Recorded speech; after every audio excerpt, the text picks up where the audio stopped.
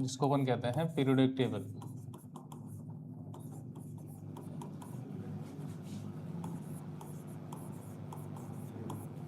ठीक, तो सबसे पहले अपन बात करें आवर्त सारणी होती क्या है, इसकी आवश्यकता क्या होती है। अपन ये कहते हैं कि टोटल जो एलिमेंट है वर्तमान की स्थिति में कितने हैं, 118 है।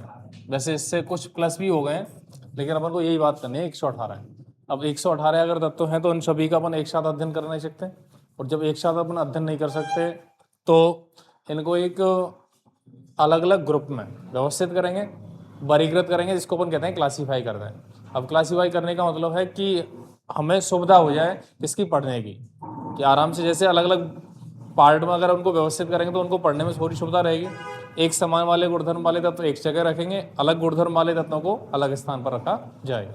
तो वो तो क्या कहलाती है अपनी वर्गीकरण की आवश्यकता। तो अपन यहाँ से क्या करेंगे, जो 118 एलिमेंट है, अब आवर्त सारणी जो है उसमें अपन अगर देखें तो आवर्त सारणी को अलग अलग वैज्ञानिक ने अलग अलग प्रकार से डिफाइन किया था कि किस प्रकार से अपन तत्वों को व्यवस्थित करें, उसका आधार क्या है, कौन सा वैज्ञानिक कौन सी स्थिति में होता है।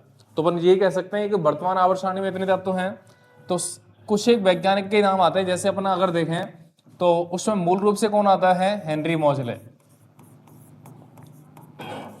मूल रूप से नाम क्या आता है, हेनरी मोजले। इसके अलावा एक नाम आता है मेंडलीफ, मेंडलीफ आता है। इससे पहले भी एक दो वैज्ञानिक आते हैं जिनमें एक नाम आता है अपना डोबेराइनियर नियर। एक इसके अलावा एक वैज्ञानिक आता है कौन सा, न्यूलैंड, न्यूलैंड आता है। तो इन्होंने अलग अलग टाइम पे अलग अलग नियम दिए थे। सबसे पहले अगर स्थिति अपन देखें तो डोबेराइनियर की आती है। अब इन्होंने एक नियम दिया था कौन सा, त्रिक नियम। कौन सा नियम शो किया था, त्रिक नियम। अब त्रिक का मतलब होता है तीन। तो इन्होंने क्या किया था, तीन तीन तत्वों को लेकर के एक समूह बनाया था, और उसने जो आधार बनाया था वो कौन सा बनाया था, परमाणु परमाणु भार। इसका जो आधार था, बेस क्या था, परमाणु भार था। परमाणु भार के अकॉर्डिंग तत्वों को व्यवस्थित किया था, तीन तीन तत्वों को लेकर के एक ग्रुप बनाया था, जिसको उन्होंने क्या कहा था, त्रिक। अब त्रिक के अकॉर्डिंग उन्होंने ये कहा था कि त्रिक में उपस्थित कितने तत्व होते हैं, तीन। त्रिक में कितने तत्व उपस्थित होते हैं, तीन होते हैं। तो त्रिक में उपस्थित जो तीन तत्व हैं उनमें से तीन माना कि तत्व कोई से भी हैं, एक दो तीन।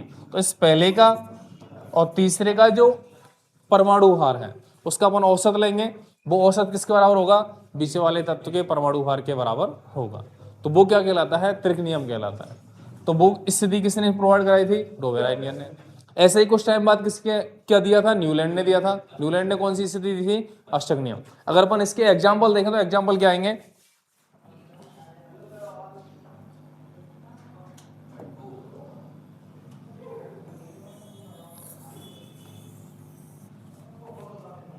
तो सबसे पहले अगर स्थिति अपन देखें, डोबेराइनियर त्रिक नियम। अब इसका एग्जाम्पल अगर देखें तो जैसे लिथियम है, एक है अपने पास सोडियम, एक है अपने पास पोटेशियम, तीन तत्व ले लिया अपन ने। अब तीन तत्वों में अगर देखें तो इसका परमाणु क्रमांक कितना होता है, तीन। एटॉमिक वेट कितना होता है, 7। यहां अगर अपन देखें तो इसका एटॉमिक नंबर कितना होता है, 11। इसका एटॉमिक वेट कितना होता है, 23।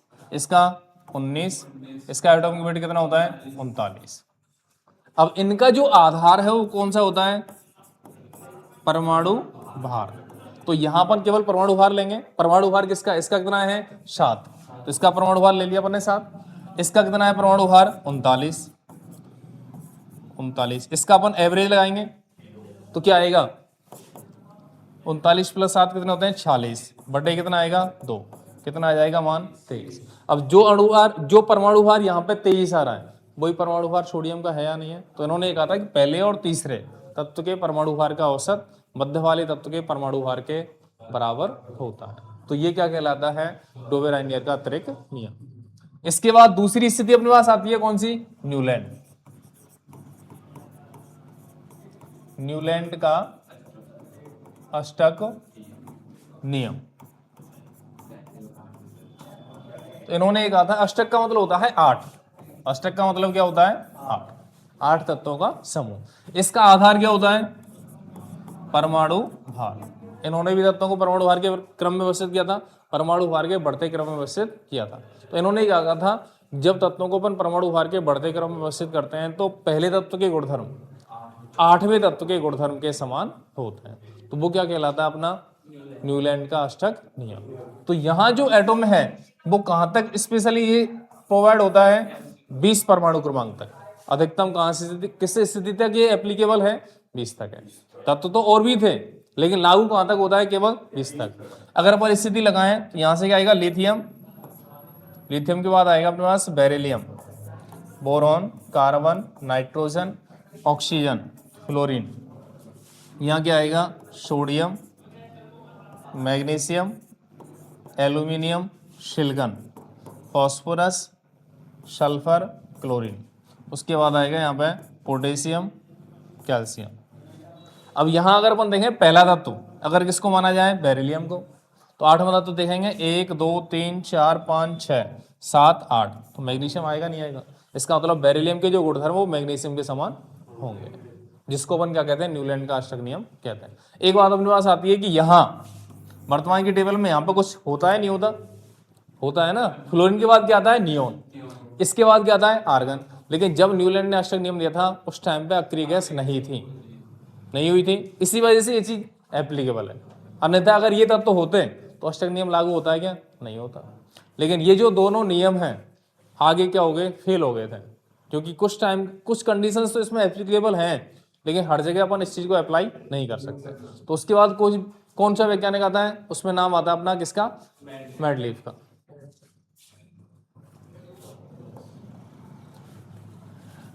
अगला नाम आता है मेंडलीफ, आवर्त सारणी। देखो मेंडलीफ के अकॉर्डिंग तत्वों को व्यवस्थित करने का आधार क्या था, परमाणु भार। मतलब आधार सभी में भार ही चल रहा है, सभी में भार है। अब इन्होंने क्या किया था, मेंडलीफ ने तत्वों को परमाणु भार के व्यवस्थित परमाणु भार के बढ़ते क्रम में व्यवस्थित किया था। अब अगर तत्वों को परमाणु भार के बढ़ते क्रम में व्यवस्थित करते हैं तो निश्चित अंतराल के बाद समान गुणधर्म वाले तत्वों की क्या होती है, पुनरावृत्ति। इन्होंने कहा था कि जब तत्वों को परमाणु भार के बढ़ते क्रम में व्यवस्थित किया जाए तो निश्चित अंतराल के बाद समान गुणधर्म वाले तत्वों की क्या होती है, पुनरावृत्ति होती है। तो ये किसने कहा था, मेंडलीफ ने। इसके अलावा इन्होंने एक नियम भी दिया था, कौन सा, जिसको अपन कहते हैं मेंडलीफ आवर्त नियम। तो इन्होंने कहा था कि तत्वों के भौतिक और रासायनिक गुणधर्म उसके परमाणु भार के आवर्ती फलन होते हैं। भौतिक और रासायनिक गुणधर्म उसके परमाणु भार के क्या होते हैं, आवर्ती फलन। मतलब जैसे जैसे परमाणु भार चेंज होगा वैसे वैसे गुणधर्म भी परिवर्तित होंगे। उसे अपन क्या कहते हैं, मेंडलीफ का आवर्ती नियम। ठीक है। इसके अलावा एक स्थिति अपने पास आती है कि वर्तमान जो आवर्त सारणी है उसका जो प्रारंभिक स्वरूप है, प्रारंभिक जो स्वरूप है वो किसने दिया था, मेंडलीफ ने। वर्तमान की जो टेबल अगर देखें तो उसका सबसे पहले जो स्वरूप है किस प्रकार से टेबल उपस्थित होनी चाहिए वो किसने बताया था, मेंडलीफ ने। इसके अलावा इसकी जो टेबल थी उसमें दो स्थिति बताई थी इसने। एक तो बताई थी क्षैतिज पंक्ति, एक बताई थी ऊर्ध्वाधर पंक्ति। दो प्रकार की पंक्ति होती हैं। क्षैतिज जो पंक्ति होती हैं इनको इन्होंने क्या कहा था, आवर्त। क्या कहा था, आवर्त। जो ऊर्ध्वाधर पंक्ति होती हैं इसको इन्होंने कहा था समूह।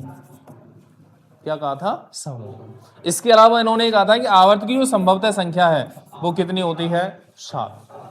आवर्त की संख्या कितनी होती है, 7 होती है। समूह की जो संख्या है वो कितनी होती है, 0 से 8 तक होती है। कितनी होती है, 0 से 8 तक।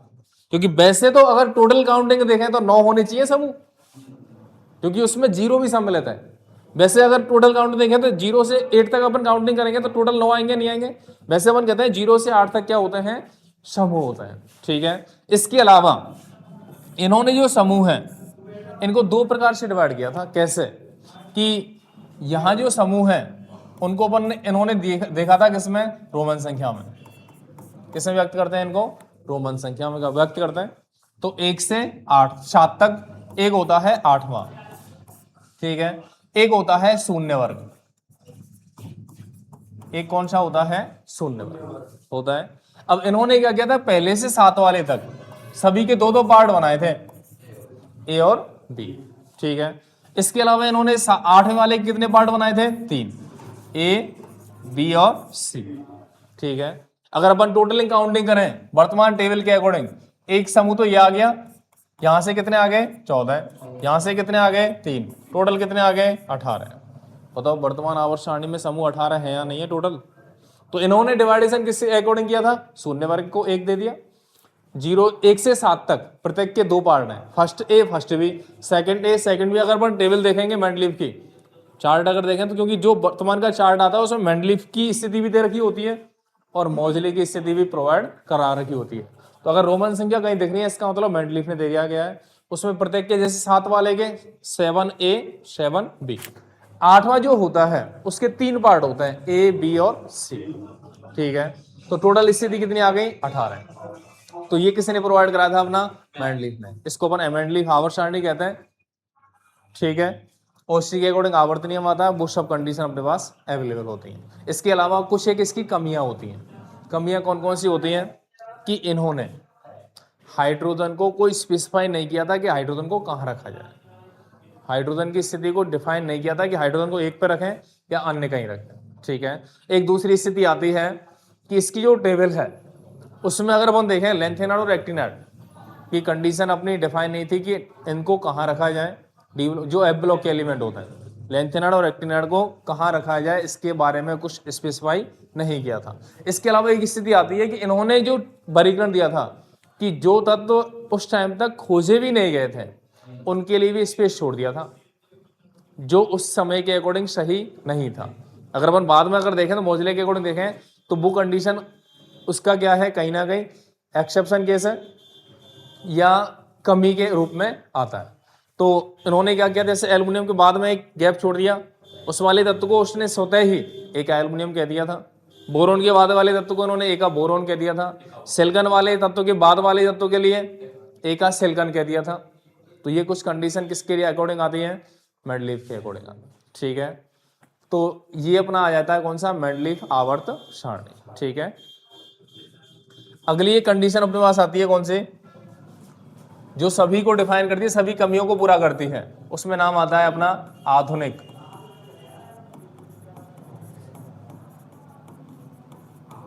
आवर्त सारणी।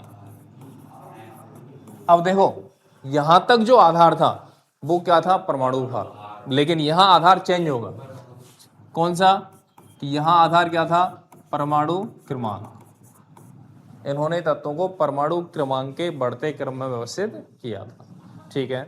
इसके बाद उन्होंने कहा था कि जब तत्वों को परमाणु क्रमांक के बढ़ते क्रम में व्यवस्थित करते हैं तो निश्चित अंतराल के बाद समान गुणधर्म वाले तत्वों की क्या होती है, पुनरावृत्ति होती है।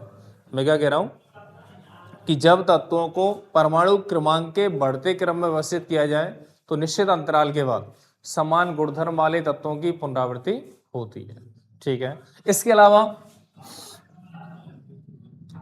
स्थिति अगर अपन देखें, इन्होंने एक नियम दिया था, कौन सा, आवर्त नियम। क्या दिया था, आवर्त नियम।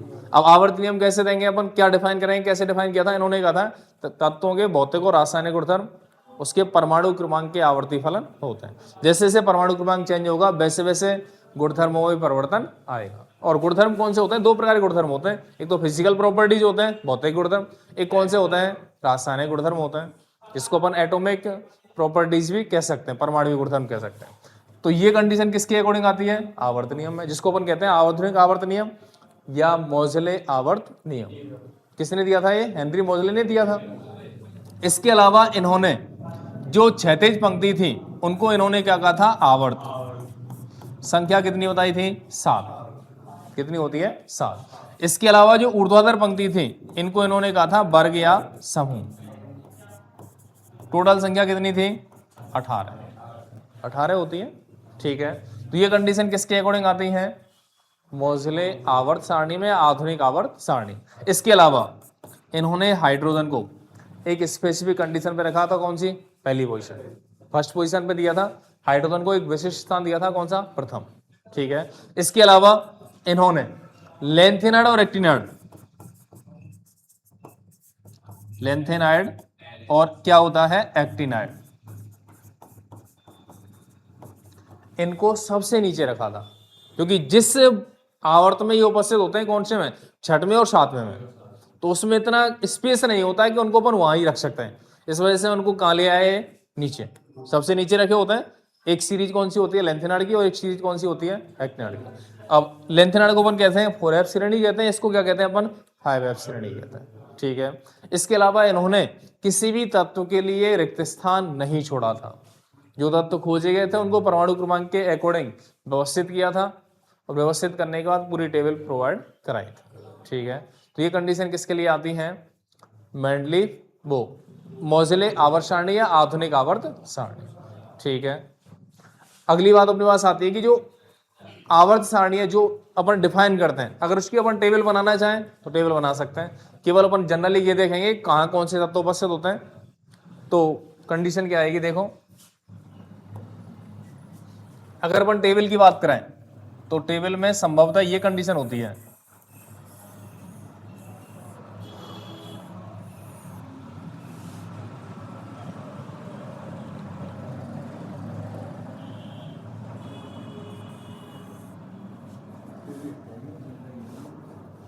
अच्छी मिल रही है।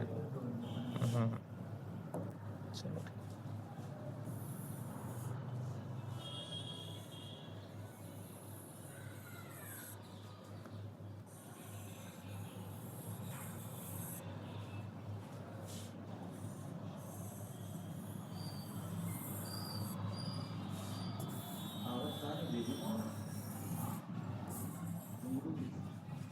भेज दो बोली।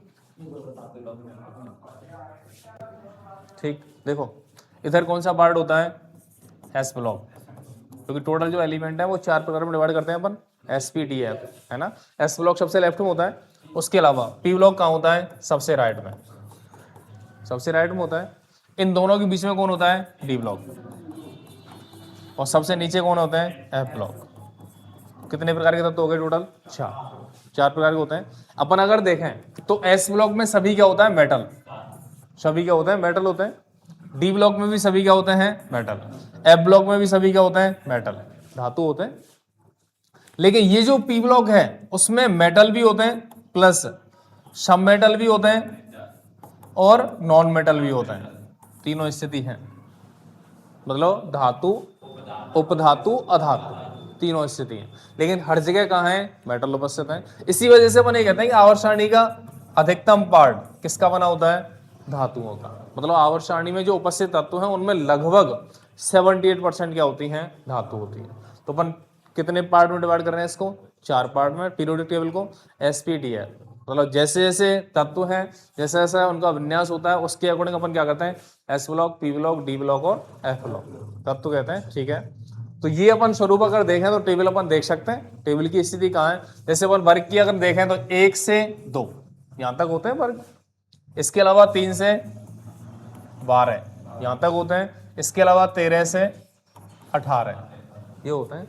ये जो वर्ग हैं, इनके जो वर्ग हैं वो लगभग यहां उपस्थित होते हैं दोनों, क्योंकि मैंने देखा होगा कि सबसे नीचे नीचे 2 सीरीज होती है इसकी, डी और डी ब्लॉक की, उसके बीच में गैप होता है 14 तत्वों का, 14 तत्व क्या होते हैं, गैप होता है, उस जगह ये उपस्थित होते हैं। लेकिन अगर इन दोनों सीरीज को अपन यहाँ रखना चाहें तो टेबल बहुत ज्यादा बड़ी हो जाएगी, तो इनको अपन यहाँ प्रेजेंट नहीं कर सकते, इनको कहाँ रख दिया, सबसे नीचे। इसके अलावा अपन अगर वो देखें कौन से 1 से 7 तक, ये क्या होता है, आवर्त, और ये आवर्त की जो स्थिति है वो डिपेंड करती है कोष पर, इस पर डिपेंड करती है कोष पर। ये सब कोष का माना है आवर्त की स्थिति। जैसे किसी का अंतिम कोष, अंतिम इलेक्ट्रॉन 7 वाले, मतलब 7s2 है, अगर विन्यास माना कि लास्ट में ये लिखा हुआ अपने पास 7s2, इसका मतलब क्या है कि आवर्त कौन सा है, 7वां है। आवर्त कौन सा है उसका, 7वां। कहीं ऐसा लिखा हुआ है 3p6, इसका मतलब आवर्त कौन सा है, तीसरा। इसका मतलब कोष भी तीसरा है और आवर्त भी तीसरा। तो ये चीज अपन को ध्यान में रखनी है। तो टेबल अपन देख लेंगे आराम से, कोई दिक्कत हो रही है, ठीक है। उसके बाद अपनी जो स्थिति आती है, वो अपना जो टॉपिक दे रखा है कि आवर्त सारणी में उपस्थित जो तत्व हैं वो कितने प्रकार के, उनके परमाणुविक गुणधर्म कैसे हैं, उनकी प्रॉपर्टीज क्या होती हैं, कैसे उन तत्वों को अपन व्यवस्थित करते हैं, कहाँ आकार बढ़ेगा, कौन कौन से ऐसे कारक हैं जो परमाणु गुणधर्म को डिफाइन करते हैं। जैसे अपन अगर देखें तो आकार, आकार में दो स्थिति आती है, परमाणु आकार और आयनिक आकार। इसके अलावा स्थिति क्या आती है अपने पास, आयनन एंथैल्पी, जिसको आयनन ऊर्जा भी कहते हैं, आयनन विभव भी कहते हैं। दूसरा कारक आता है, एक अपने पास कारक आता है कौन सा, इलेक्ट्रॉन लब्धि एंथैल्पी, जिसको इलेक्ट्रॉन बंधुता भी कह देते हैं, इलेक्ट्रॉन लब्धि एंथैल्पी या इलेक्ट्रॉन बंधुता।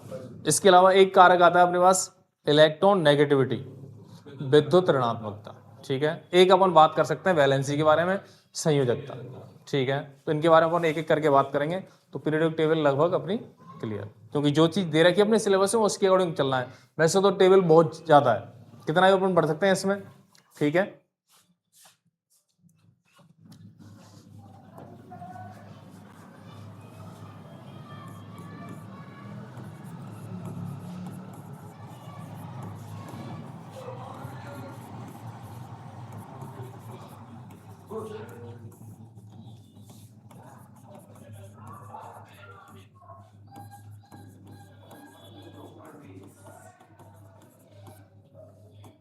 Atomic properties. ठीक, अब परमाणु गुणधर्म कौन कौन से हैं, सबसे पहले अपन बात करेंगे इसके बारे में,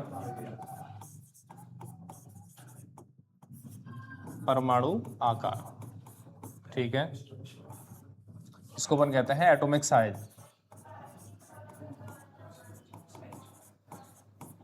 ठीक आएगा, परमाणु आकार। अब एक बात सुना है, शॉर्टली अपन देखेंगे परमाणु का जो आकार है वो संभवतः कैसा होता है, गोलाकार में मानते हैं, गोलाकार मानते हैं। अब गोलाकार अगर आकार है तो अपन ये कह सकते हैं कि अगर किसी परमाणु की अपन संरचना बनाना चाहें तो उसके सेंटर में कौन उपस्थित होता है, न्यूक्लियस, नाभिक। इस पर आवेश क्या होता है, पॉजिटिव। ठीक है, इसके अलावा इसके चारों ओर जो विभिन्न कक्षाएं हैं, कोष हैं, उनमें कौन मूव करता है, इलेक्ट्रॉन्स। बताओ, चक्कर लगाते हैं। अब माना कि यहाँ इलेक्ट्रॉन उपस्थित है, यहाँ इलेक्ट्रॉन उपस्थित है। ठीक है, यहाँ क्या उपस्थित है, नाभिक, इसको अपन कहते हैं न्यूक्लियस या नाभिक, इस पे आवेश क्या है, पॉजिटिव। ठीक है, इलेक्ट्रॉन जो है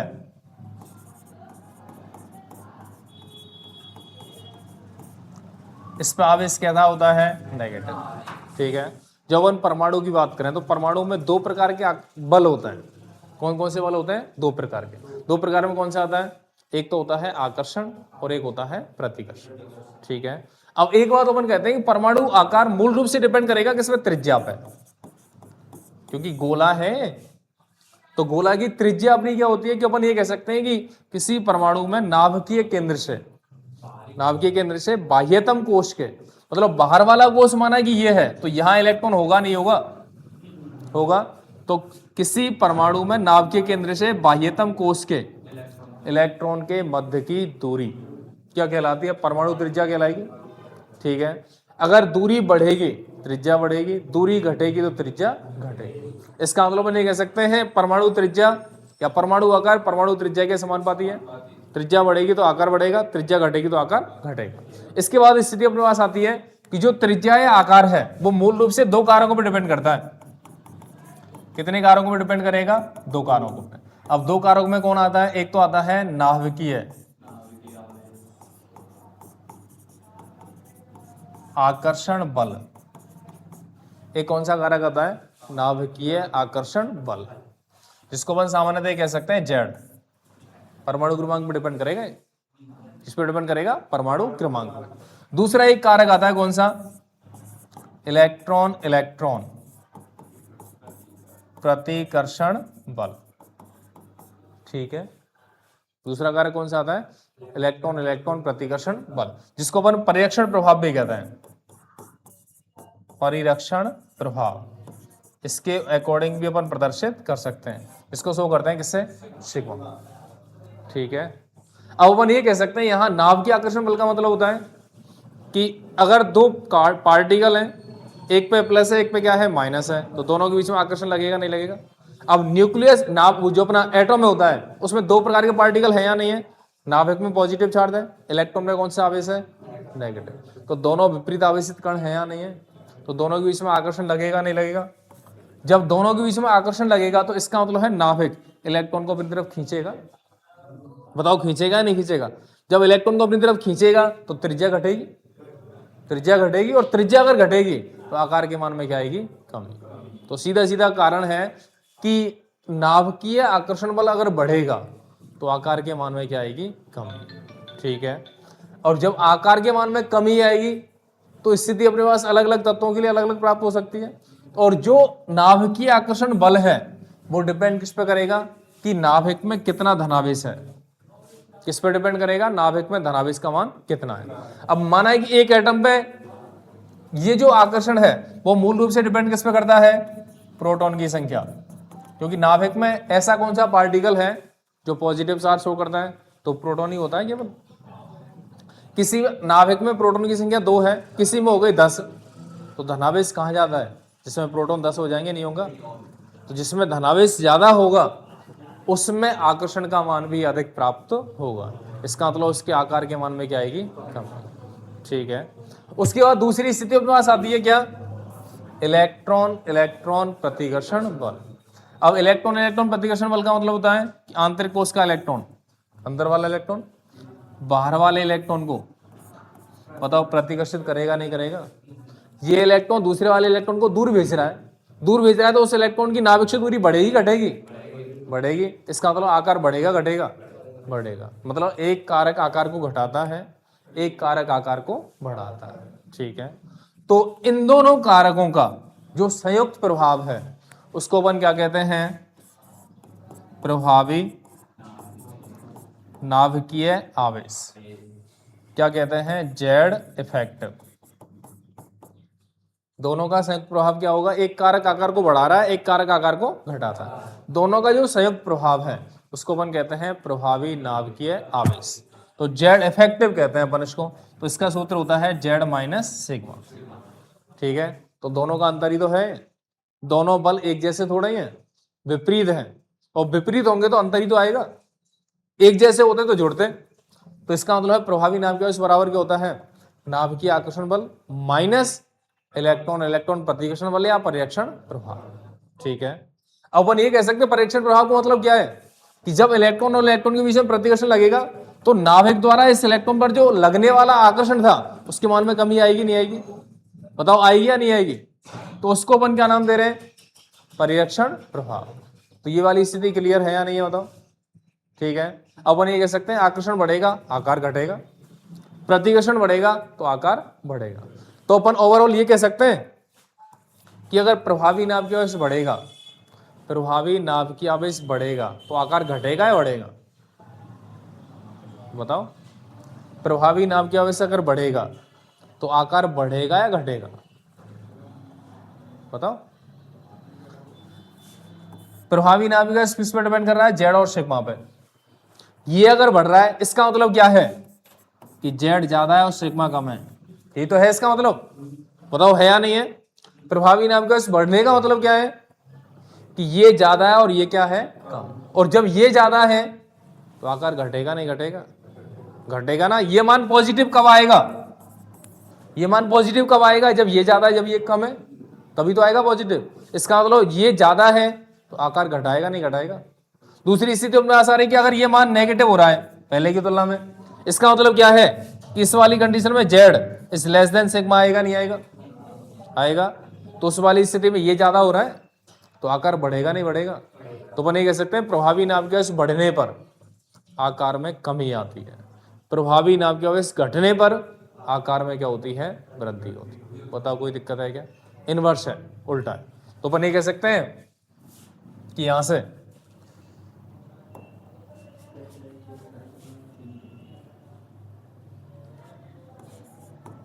प्रभावी नाभिकीय आवेश समानुपाती किसके होता है? इनवर्स होता है ना। एक मिनट,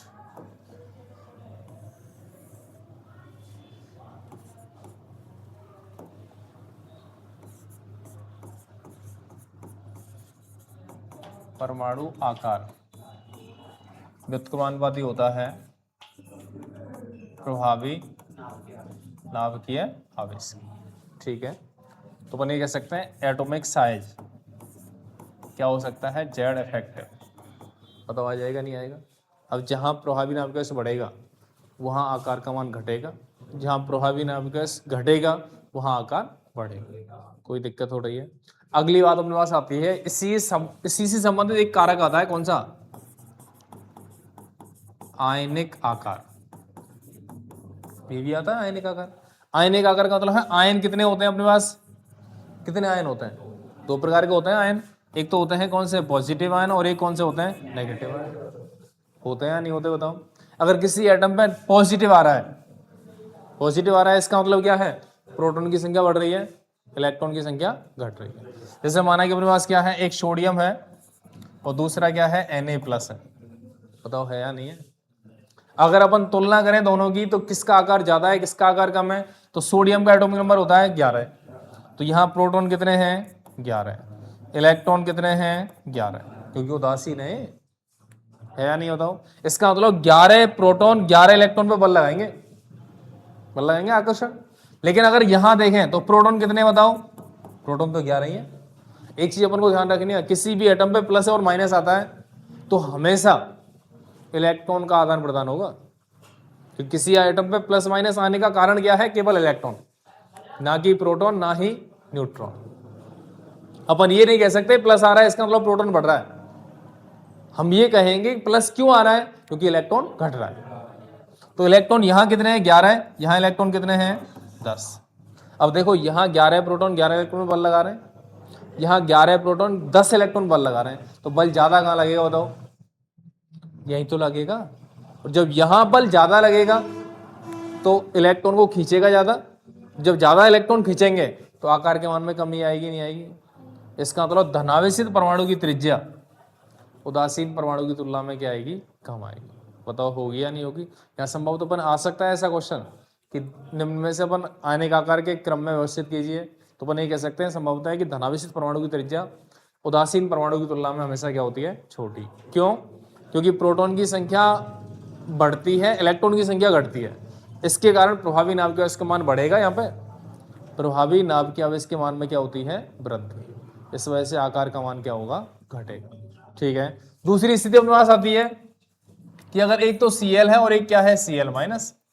इसका एटॉमिक नंबर कितना होता है? 17। इसका भी कितना है? 17 ही है। अगर Cl पे माइनस आ गया तो परमाणु क्रमांक थोड़ी चेंज होगा, परमाणु क्रमांक तो 17 ही रहेगा। इसको अपन क्या लिखेंगे फिर? 2,8,7। इसको क्या लिखेंगे अपन? 2,8,8। ठीक है। अब यहां अगर अपन देखें तो प्रोटॉन कितना है बताओ? 17। इलेक्ट्रॉन 17। यहां प्रोटॉन कितने हैं? इलेक्ट्रॉन कितने हैं? 18। ठीक है। अपन क्या लगेगा यहां से? अंदाजा क्या लगाएंगे अपन कि यहां 17 प्रोटॉन 17 इलेक्ट्रॉन पर लगा रहे हैं, यहां 17 प्रोटॉन 18 इलेक्ट्रॉन पर आकर्षण लगा रहे हैं। तो इसकी तुलना में आकर्षण कम है या ज्यादा है? ज्यादा होगा, कम होगा? बताओ। यहां 17 प्रोटॉन 17 इलेक्ट्रॉन बल लगा रहे हैं, यहां 17 18 पे बल लगा रहे हैं, तो बल ज्यादा कहां लगेगा? कौन ज्यादा खींचेगा? कम को खींचना आसान है या ज्यादा को खींचना आसान है? कम को खींचना आसान है। इसका मतलब यहां आकर्षण ज्यादा होना चाहिए और यहां आकर्षण क्या होना चाहिए? कम। इसके अलावा अपन ये भी कह सकते हैं कि यहां इलेक्ट्रॉन 17 है और यहां इलेक्ट्रॉन कितने के? 18 है। तो प्रतिकर्षण ज्यादा होगा, नहीं होगा? यहां इलेक्ट्रॉन की संख्या बढ़ रही है तो प्रतिकर्षण का मान भी तो बढ़ेगा, और प्रतिकर्षण अगर बढ़ेगा और आकर्षण क्या हो रहा है? घट रहा है, तो प्रभावी नाभिक आवेश कम आएगा, नहीं आएगा? यहाँ पे प्रभावी नाभिक आवेश का मान क्या होगा? घटेगा। और जब प्रभावी नाभिक आवेश घटेगा इसका मतलब आकार के मान में क्या होगी? वृद्धि। आकार की क्या होगी? वृद्धि। इसका मतलब ऋणावेशित परमाणु की त्रिज्या उदासीन परमाणु की तुलना में क्या होगी? अधिक प्राप्त हो। बताओ कोई दिक्कत है क्या? कोई समस्या तो बोलें। ठीक है। तो धनावेशित परमाणु की त्रिज्या उदासीन परमाणु की तुलना में हमेशा क्या होती है? छोटी। ऋणावेशित परमाणु की त्रिज्या त्रिज्या उदासीन परमाणु की तुलना में हमेशा क्या होती है? बड़ी होती है। यहाँ प्रभावी नाभिक आवेश बढ़ता है, यहाँ प्रभावी नाभिक आवेश घटता है। ठीक है। तो ये तो अपना कारक हो जाता है कौन सा? परमाणु आकार, आयनिक आकार। एक बात और पढ़ेंगे अपन कि आवर्त सारणी में दो स्थिति आती हैं, एक तो होते हैं वर्ग और एक क्या होते हैं? आवर्त। इनमें अपन आकार में चेंजिंग किस प्रकार से लाते हैं, ठीक है, वो अपन पढ़ लें। बस ये कंप्लीट कर दूं, बस परमाणु आकार, उसके बाद नेक्स्ट टाइम पढ़ेंगे, है ना? कुछ कुछ तो ध्यान होगा है। आवर्त एक वर्ग। सुनो, वैसे तो मैं वैसे शॉर्ट क्लास लेता हूँ, ज्यादा नहीं। आवर्त अगर अपन देखें तो आवर्त का मतलब क्षैतिज पंक्ति, तो अपन ये कहते हैं कि आवर्त में बाएं से दाएं जाने पर आकार के मान में क्या आती है? कमी। आकार का मान क्या होता है? लेफ्ट से अपन राइट में जाएंगे तो आकार कैसा होगा? कम होगा। कमी होगी या नहीं होगी? उसका कारण क्या है कि बाएं से दाएं जाने पर प्रोटॉन की संख्या बढ़ेगी। क्या बढ़ेगी? प्रोटॉन की संख्या बढ़ेगी। प्रोटॉन की संख्या बढ़ेगी तो धनावेश बढ़ना चाहिए, इसका मान बढ़ना चाहिए धनावेश। इसके अलावा प्रोटॉन अगर बढ़ेगा तो इलेक्ट्रॉन की संख्या भी क्या होती है? बढ़ती है। और इलेक्ट्रॉन की अगर संख्या बढ़ेगी तो ऋणावेश भी क्या होगा? बढ़ेगा। लेकिन इस वाली स्थिति में जो इलेक्ट्रॉन प्रेजेंट होता है उसमें जो इलेक्ट्रॉन आगे आएगा वो समान कोष में आएगा। मतलब यहां पहले वाले तत्व में इलेक्ट्रॉन अगर तीसरे कोष में तो अगले वाले भी तीसरे में आएगा। इसका मतलब कोष में किसी प्रकार का चेंजिंग नहीं आता। जैसे मैं माना कि ये कहता हूं लिथियम,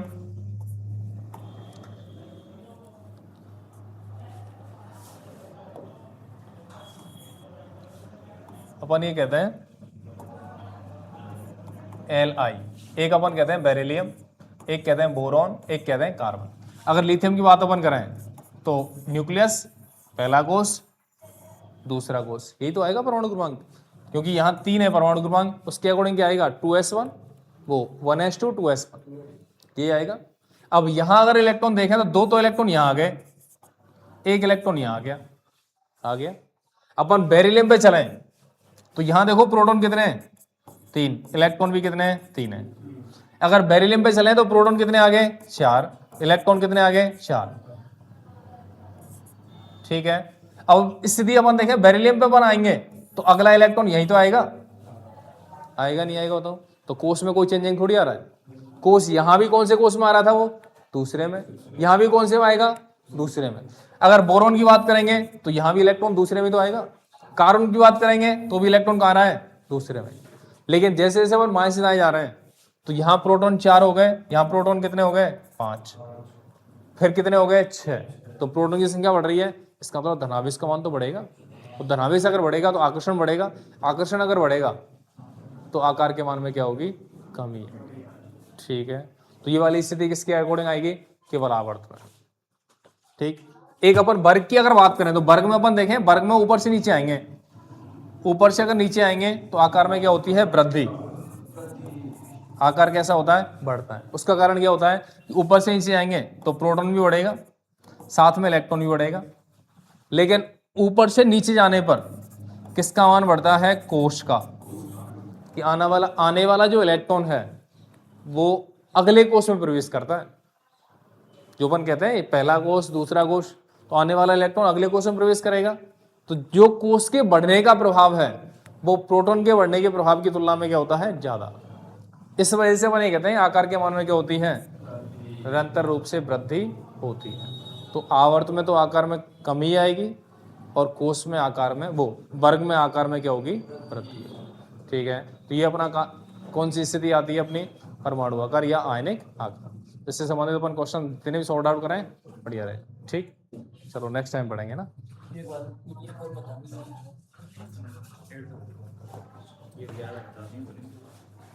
नमस्ते।